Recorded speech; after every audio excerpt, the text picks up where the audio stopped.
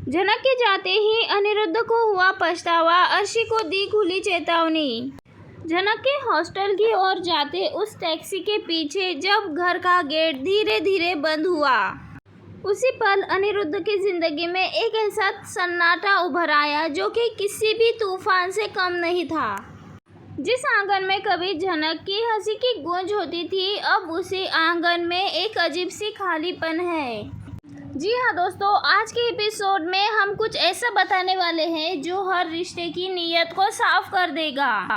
यहाँ पे दोस्तों आज की कहानी में हम आप सबको बताने वाले हैं किस तरह से ये कहानी एक पिता की है जो अपनी ही बेटी के साथ अन्याय का बोझ उठा रहा है।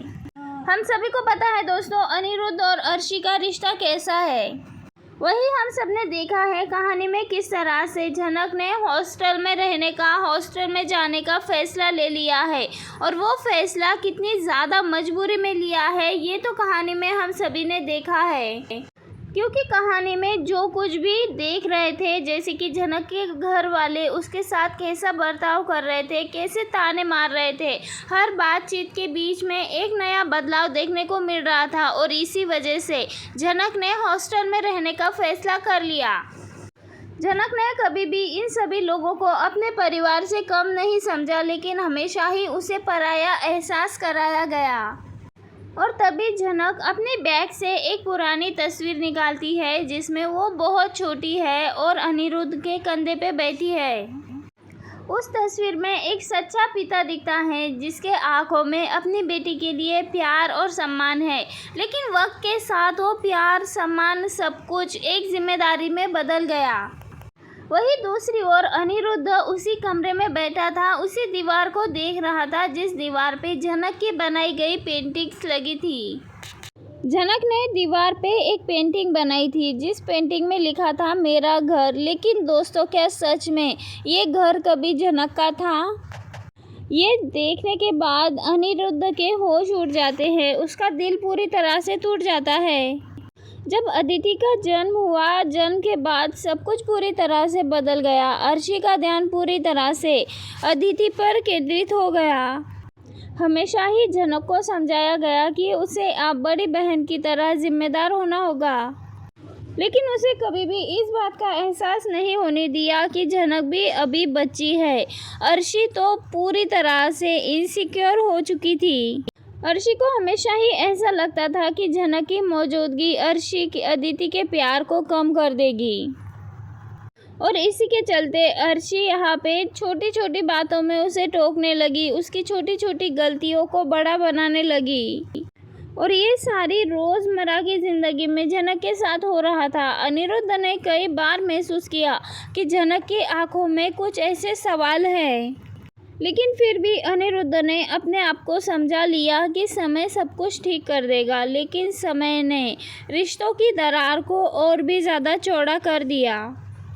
अनिरुद्ध ने जब जनक का हॉस्टल का फॉर्म भरा तब भी उसे ऐसा लगा कि अभी जनक को पढ़ाई करनी है और इसी उत्साह में जनक यहाँ से जा रही है।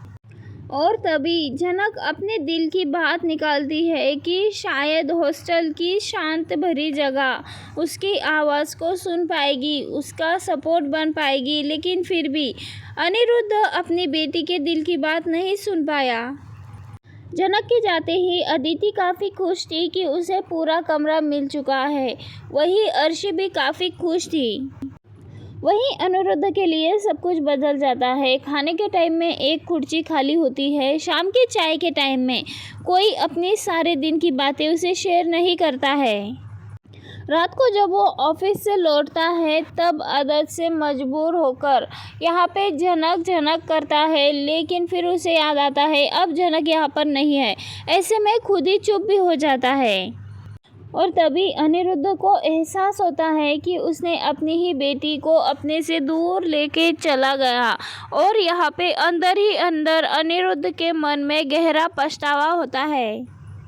और तब यहाँ पे उसे याद आता है कि अदिति के खुशी के लिए कई बार जनक की बातों को अनदेखा किया, कई बार उसके सपनों को अनदेखा किया। जब जनक ने अनिरुद्ध से कहा था कि अर्शी उसके साथ गलत करती है, उसके व्यवहार से उसे तकलीफ होती है, तब अनिरुद्ध ने जनक को समझौता करने के लिए कहा था। जब जनक ने रोते हुए अनिरुद्ध से कहा था कि वो इस घर में खुद को अकेला समझती है, उसके साथ कोई नहीं होता है, तब यहाँ पे अनिरुद्ध ने अपनी ही बेटी को मजबूत होने की सलाह दी थी। तब यहाँ अनिरुद्ध को एहसास होता है कि मजबूत बनने का सलाह देना तो बहुत कम था, लेकिन आखिरकार एक बच्ची का मन कितना ही सह सकता है। वहीं अर्शी ने घर को पूरी तरह से नए तरीके से सजाने की कोशिश की। अदिति के लिए एक नया स्टडी टेबल भी मंगवा दिया। अनिरुद्ध का मन हर नए बदलाव में जनक की कमी को महसूस करने लगा। अनिरुद्ध ने यहाँ पे खुद से समझ लिया था कि अदिति के खुशी के लिए उन्होंने जनक के साथ बहुत गलत किया, उसकी खुशियों का कभी ख्याल नहीं रखा। फिर भी अनिरुद्ध का मन ये सब मानने के लिए तय नहीं था, क्योंकि यहाँ पे उसे पता था कि उसने एक बच्चे के भावनाओं को पूरी तरह से कुचल दिया है। अनिरुद्ध के मन में एक के बाद एक जनक के साथ बीते हुए पल, उसकी खुशियाँ जो कि अनिरुद्ध ने अधूरी छोड़ दी थी। जब जनक पहली बार ट्रॉफी लेके आई थी और अनिरुद्ध ने उसे इग्नोर कर दिया था, वो सारे एक के बाद एक सारे के सारे पल अनिरुद्ध के सामने आते हैं। जब पहली बार उसे अवार्ड मिला था, तब अदिति की तबीयत के कारण अनिरुद्ध नहीं जा पाया था। तब जनक ने मुस्कुराते हुए कहा था कि कोई बात नहीं पापा। अब ये सारी बातें अनिरुद्ध को बारी बारी करके सब याद आ रही हैं। वहीं अर्शी ने जब अनिरुद्ध की बेचैनी देखी, तब उसे ऐसा लगा कि यहाँ पे अनिरुद्ध बस भावुक हो रहा है। यहाँ पे अर्शी कहती है जनक का हॉस्टल जाना उसके भविष्य के लिए बहुत अच्छा है। घर की हर एक चीज़ अनिरुद्ध को हकीकत दिखा रही थी। वही कमरा जो कि जनक की यहाँ पे किताबों के बीच अपने नए नए सपने बुनती थी, वो अब पूरी तरह से खाली था। जनक के अलमारी में एक छोटा सा नोट मिला, जिसमें लिखा हुआ था कि वह सभी परिवार वालों को खुश देखना चाहती है। वो बच्ची जिसने सबका दुख झेला, वही बच्ची सबकी खुशी के लिए प्रार्थना कर रही थी, सबको खुश देखना चाहती थी। क्योंकि दोस्तों, जिस पिता ने उसकी सुरक्षा करने का, उसका साथ देने का, उसके सारे सपने पूरे करने का वादा किया था, वही पिता उसका साथ नहीं दे पाया। अनिरुद्ध के मन में इन सारी बातों का बहुत बेचैनी से एक पर एक उसके मन में अलग अलग सवाल आते जा रहे थे। क्योंकि यहाँ पे अनिरुद्ध ने जो भी गलती की है, उसे ये महसूस हो चुका है कि अगर अब वो चुप रहा तो और गलती होगी।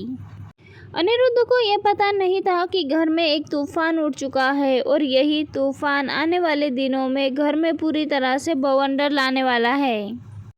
वही ये सब तो बस शुरुआत है, जो अनिरुद्ध के दिल में हर पछतावे के साथ गूंजेगा। अनिरुद्ध ये अच्छे से समझ चुका था कि अगर उसने अभी भी सबको साफ नहीं किया, सबको सच्चाई नहीं बताई, तो पूरी तरह से उसके रिश्ते हाथ से छूट जाएंगे, पूरे रिश्ते बिखर जाएंगे। अनिरुद्ध को तो अपनी गलती का एहसास हो चुका था, तो वही दूसरी ओर अर्शी को भी उसके गलती का एहसास हो चुका था। और कुछ ही दिनों बाद जब जनक से मिलने के लिए अनिरुद्ध हॉस्टल पहुंचा, जब हॉस्टल पहुंचा जनक से मिलने के लिए, तो वही देखता है कि जनक की आंखों में अभी भी कुछ सवाल हैं और कुछ सपने हैं, तो वही कुछ उम्मीदें हैं। यहाँ अनिरुद्ध को ये सब देखकर बड़ा शौक लगता है। इन सब के बावजूद भी यहाँ पे अनिरुद्ध कुछ कर नहीं पाता है, क्योंकि अर्शी है जो कि उनके साथ है। लेकिन दोस्तों, कहानी यहाँ पे ख़त्म नहीं होती, कुछ ऐसा है जो कि आपको नेक्स्ट पार्ट में देखने को मिल जाएगा।